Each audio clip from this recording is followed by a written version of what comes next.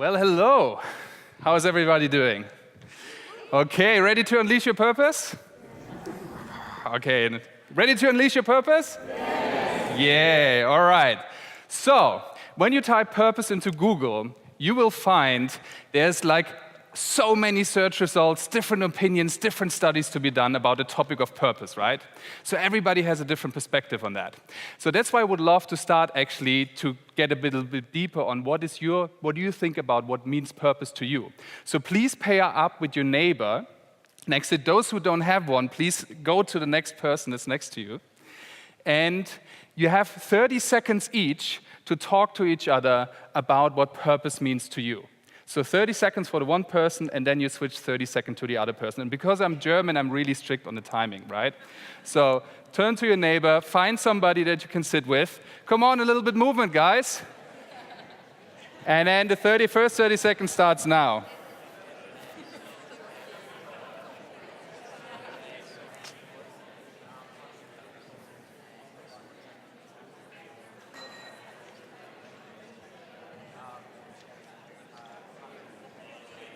All right, now finish up. Amazing to see how many different conversations are in the room. And I would love to actually speak to you after the talk or find me. I'm here also for a few more days. But now I decided to actually don't make a case for purpose, but to share with you my personal story about that topic of purpose. And so the chapter 1 I called The Revelation. So please come with me in the time machine and fly to the August 2005, which was my first day at work. And I started after studying graphic design at an international advertising company called BBDO. And it was amazing for those who haven't watched Mad Men. In advertising, you use your creativity to come up with strategy ideas to make brand, service, and products successful, right? Especially also financially successful. That's what you get paid to do. That's what you do in advertising. And it was a really special time. I'm sure a few in the audience remember the Web 2.0 days, right? So this was, super exciting because all of these new opportunities pop up that you can actually do with the internet, right? So my secret formula that came about was basically to really understand the user needs and to combine it with all of the new digital possibilities that were out there. And this took me over a decade through my career, from the marketing department to go into the innovation department to really work with these new kind of emerging technologies. And then understand if you really want to be successful in the market, you need to put it into strategy. So I moved into strategic consulting. And then I understood if the heads of the companies and the CEOs doesn't understand digital, you basically can transform the company. So I ended up in management and leadership consulting in order to help organizations to make them move into the digital world. And I was really blessed to work with some incredible brands out there on multi-million-dollar budgets. Then I founded my first company in 2012, and I got this call from this German newspaper that said, "We selected you as one of the change makers within your industry." And suddenly you find yourself, next to, Mario Götze, the German soccer player, in this newspaper. And let's not talk about the German soccer thing, by the way. But suddenly to the outside you feel like, wow, I made it. Everything is there, right? But the truth was, especially in that moment, things were very different for me because both of my grandparents died shortly after that. And I had the privilege to be present through that experience. And everybody knows who's lost a loved one, and being part of that process of somebody going out of life, you realize that there's more meaningful things than your career, right? So this question popped up: what is the meaning of life? And what I did was basically then to dive into books, to really trying to heal that understanding of what the meaning of life was. And I basically found a guy called Aristotle, and he said, where your talents and the needs of the world cross, there lies your vocation. And since, I'm strategic consulting, I made a Venn diagram. So on the one side is, what do you do best? On the other side is, what does the world need? And right in the intersection, this is where you need to look for your purpose. This is where you can find your purpose. So looking into what do you do best? So I thought, especially after having such an article in a newspaper, I'm really good at this, making companies successful using my creativity. But then I started to look actually to what the world needs. And this is a whole different story. And one of the things I found was, for example, this video. By the way, if anyone here is in advertising or marketing, kill yourself. Thank you. Thanks. Just a little thought. I'm just trying to plant seeds. Maybe one day they'll take root. I don't know. You try. You do what you can. Kill yourself. And when you think about that, that's very disturbing if you just get named as one of the change makers in an advertising industry. But if you look behind the curtain, you have all of these incredible campaigns that you work on, and then you realize how these things are produced. And, factories in Bangladesh that's being crashed. For that, we can buy, very cheap apparel. Or you look, at Heidi Klum biting into this delicious burger. And then you look behind the curtain and you see how our food is produced, right? Or technology, say hello to the future. Apple, one of the things that I was really prescribed to. And you see how, for example, these minerals get mined in Africa and how the workers are treated producing these kind of new technologies. But one report really shook me, and it was from the UN, saying that UN report finds almost no industry would be profitable if the environmental cost would be included. So I got interested and curious to really figure out what is happening and why even I'm in this industry haven't understood that simple lesson about what the world needs. And when you look into the modern history of advertising, you can't miss this guy. His name is Edward Bernays. Edward Bernays is the father of the word public relations. And he's the nephew of Sigmund Freud, and who studied the unconscious minds and our wants and needs and drives of human beings, right? And Edward Bernays wrote 1982 a book called Propaganda, which was, by the way, also used by the Nazis and many other governments. And I want to give you one quote of propaganda that is in this book. If we understand the mechanism and motives of the group mind, it is now possible to control and regiment the masses according to our will without them knowing it. So then you really realize, okay, this is propaganda. It was renamed in public relations, but this is basically the essence of how advertising works. About all of us work within that system, right? And when you then look into the money that's been spent, which is over 560 billion just this year on advertising, which brings you that about 5,000 marketing messages are trying to get your attention during the day and trying to sell something or let you do something that you probably don't need or want. That is the reality of that business. And so it was really hard that I realized my job is to manipulate people. Right? That's what I get paid for. That's what I was good at. And it was a really big revelation to understand that all of my career, all of these sleepless extra hours and pitches and whatever, I was working in the engine room of the Titanic, which drives humanity into the iceberg. Right? This was my job. This is the revelation that I got. And this was a major crisis, a really major crisis. Because all of my identity, everything I thought I am, was wrapped up in this. And it took quite a while and really deep exploration to let go of that mask, to let go of the identity. And I think all of us have experienced that when something comes that really shakes you up, you realize about who you really are and about what is really needed, and let go of that mask is a really, really difficult process. Especially when to the outside you're this celebrated success story about how to bring digital into the world, right? So the first revelation I would love to share with you guys that I had was basically, to find my purpose, I had to first let go of everything that I thought that I am. Chapter 2, the quest. All right, this question didn't let me, as you see, I didn't kill myself, as Bill Hicks suggested, but this question didn't let me sleep at night. If business is the cause for many problems in the world, can it also be the solution? And then again, you start on this journey and you discover a really amazing concept, like, for example, triple bottom line of taking the planet, the social and people, and the profit into a holistic accountability about how does that business work. Like to have the planet in mind, the people in mind, and the business structure and profit in mind. That's triple bottom line concept. It's around for ages. You find things like, for example, purpose is the secret weapon to company culture. So people that are engaged with something really meaningful are happy to go to work. And we all have been to work situations where we really didn't like to be there, right? Or it's also good for the economy. That's an amazing study that just have been published called the meaningful economy.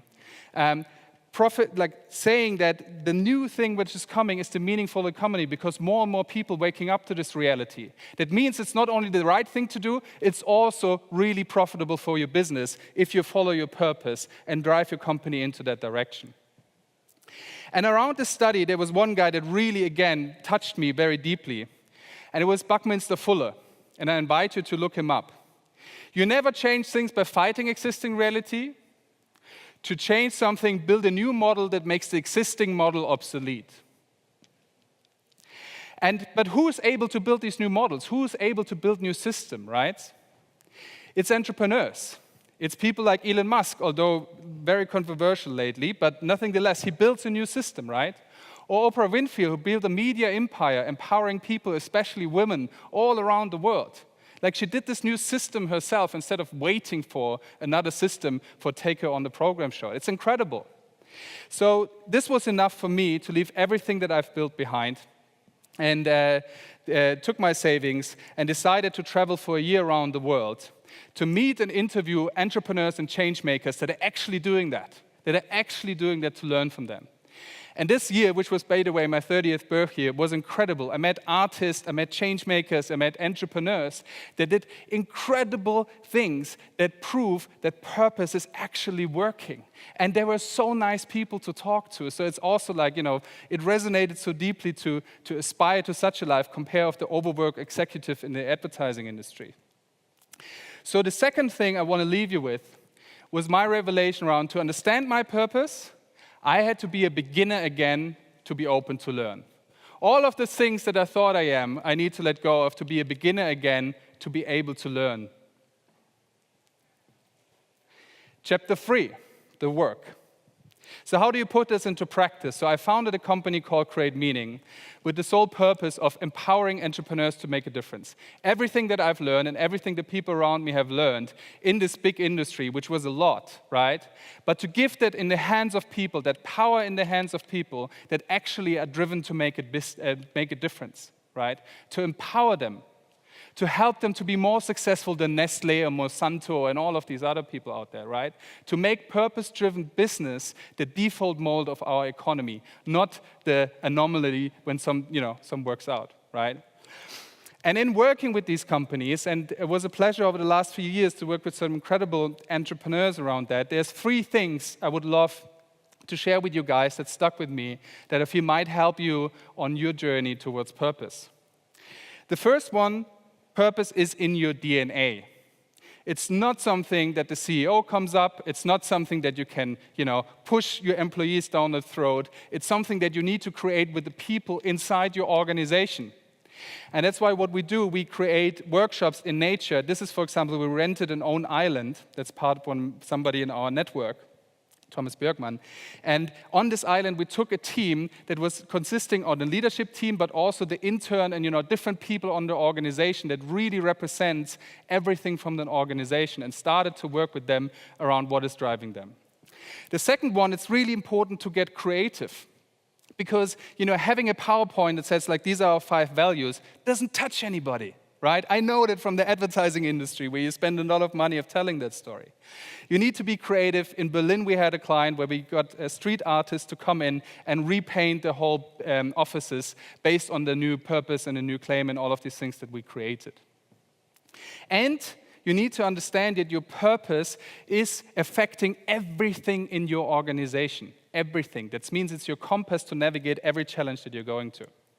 So thinking about the external parts, like from branding to experience to relationships, but also the internal part from your strategy, how do you go from point A to B, innovation, how do you create the future, and one of the most important things that we often left out is leadership. How do I lead? And only when we do that holistically, it's really working. It doesn't mean when we have a nice statement we put to the outside and we lead not in that purpose, right? We don't embody it. It doesn't work. It simply doesn't work. So the third thing I would love to share with you, what was a big revelation for me, was to work with my purpose and learn to use it as a compass to guide all my actions. With everything to do, including the bank account that I opened up, is this bank account representing the values of the company that I want to build?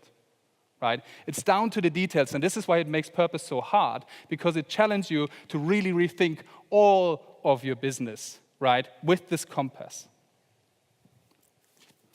Chapter 4, the temptation.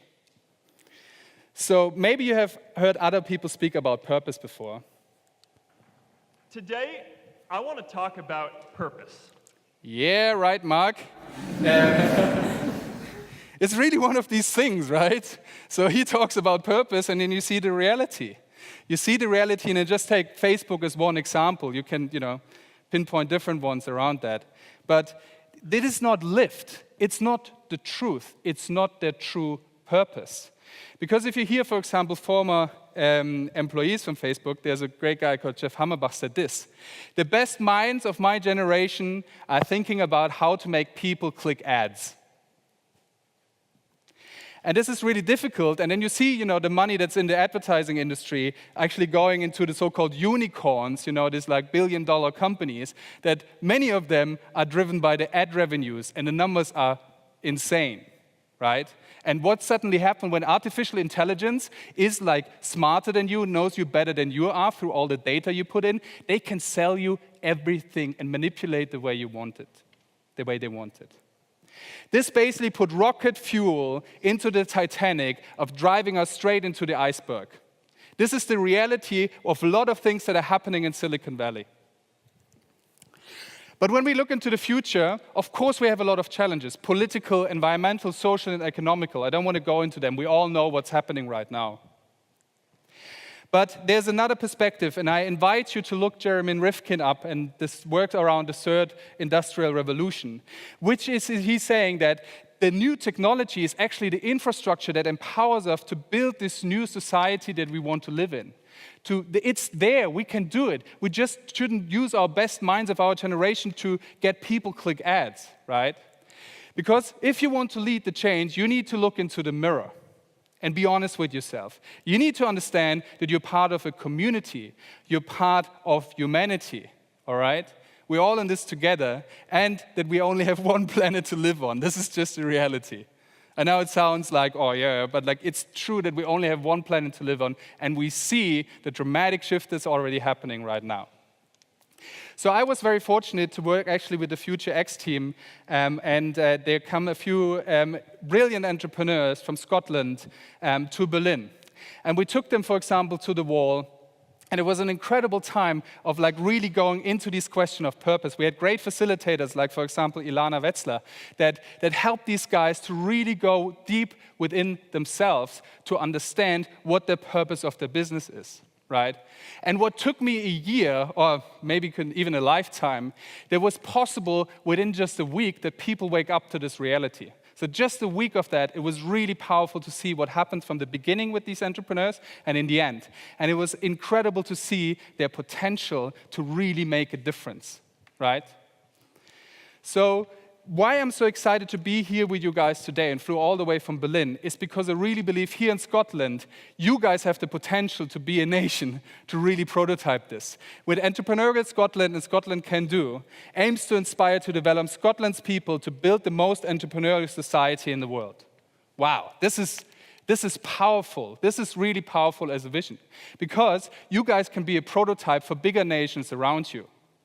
What I urge you from this point is actually to not forget about the purpose, because we've seen other nations that have been very entrepreneurial. If we forget about the purpose, we just replicate what we see in the world was actually troubling me big time. So the fourth thing I would love to share with you is basically to live my purpose. It is only possible if I'm in service to the world. That's the truth. It's only possible if what you do is of service of the world. Everything else is not purpose, but purpose washing. Everything else is just using the magic of this word to pretend to do something that's not true and authentic. If it's not in service to the world, it doesn't work. It's not working. It's just another one of these words that are kicked around, right? And that brings me to my last chapter, the practice. Einstein said, we cannot solve our problems with the same thinking we used to when we created them. It's a very, very powerful quote. And that got me really interested into my own mind and look into it, right? Look into my own mind and all of the things that were driving me. And I grew up in Stuttgart, which is the hometown to Porsche, Mercedes-Benz, Bosch, very, entrepreneurial and scientific and all of these things, and, with Humboldt and everything. So I grew up in mostly a Western mindset, right? In really, thinking, analytical. It's a lot about science, about linear thinking and processes, about matter and knowledge and profit and all of these things. This is what I grew up with. This is what I was conditioned with. And then on this journey, it was not only to meet entrepreneurs and change makers, I also got really deep into trying to understand my own minds with different methods. So I went, for example, to the Esalen Institute in Big Sur, which was the birthplace of the human potential movements. And many people like Alan Watts and etc. were going there and teaching there. I went to silent retreats in Bali. I went to ashrams in India. I spent time on my own meditating. I really tried to figure out how this thing up here works. But one of the most profound things that I got was actually from living 6 weeks in Australia with a tribe of Aborigines. These guys have so powerful wisdom to share, and we refuse to listen to them. Powerful wisdom to share how we can live together, how this purpose actually works. It was an incredible transformative time. And when I came back, I understood that what they are talking about is actually all about the heart. It's about feeling, it's about wisdom, it's about intuition, it's about spirituality, and it's about purpose. This is where purpose lies. It's in the heart. It's not in the mind. And we are very trained in our mind. So when you think about it, the mind and the heart, on the one side, you have the mind, which is thinking, science, doing all of these things. On the other side, you have the heart.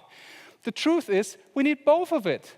We need thinking and feeling. We need science and spirituality. We need knowledge and we need wisdom. We need doing and being. We need matter and we need consciousness. And for business to run well, we need to have profit, of course. But we also need to have purpose. And when you look into the future, these are the tools that all of you guys have. These are the tools that all of you guys have. And the tools are there to raise your awareness, and build it up to the point that you can overgo your ignorance, to ignoring about the realities of your effects on the world. This is what awareness is about, that you understand what you do. It doesn't mean you need to change your behavior. It makes you change your behavior because you understand it, right?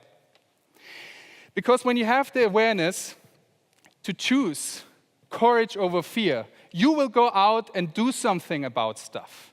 You will believe in the things that you do. You will go out and overcome that fear and do something about the stuff that's happening right now. If you have the awareness to choose unity over separation, and I mean Brexit is one of the things that we're really thinking about, right? Unity over separation, you will find out that there's so many incredible people all around the world that you can connect to that are on the same path to purpose and mission. And when we have separation, we lose out on that really important resource. When we learn and have the awareness to choose love over hate, and my girlfriend is a great reminder of that every day, how powerful love is, but not only with my girlfriend, but also love to myself, right? Self-love, love to other people, love to other beings, right?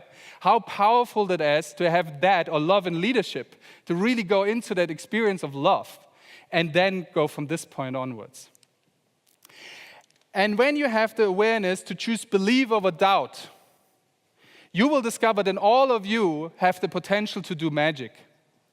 And when enough of us believe in miracles, then it's when they will happening, right? We can do that. We have done that before. Gandhi is just one of the examples in history where humanity has managed to do a miracle.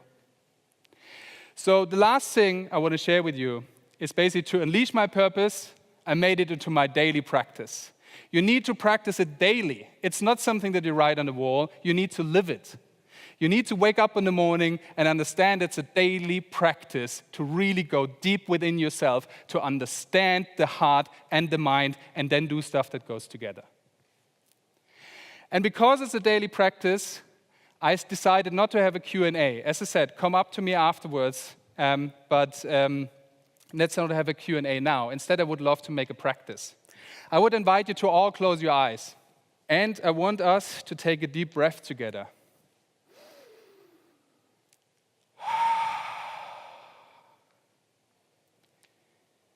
And with your eyes closed, I want you to feel into the next question. What is alive inside you right now that's waiting to be unleashed? Thank you.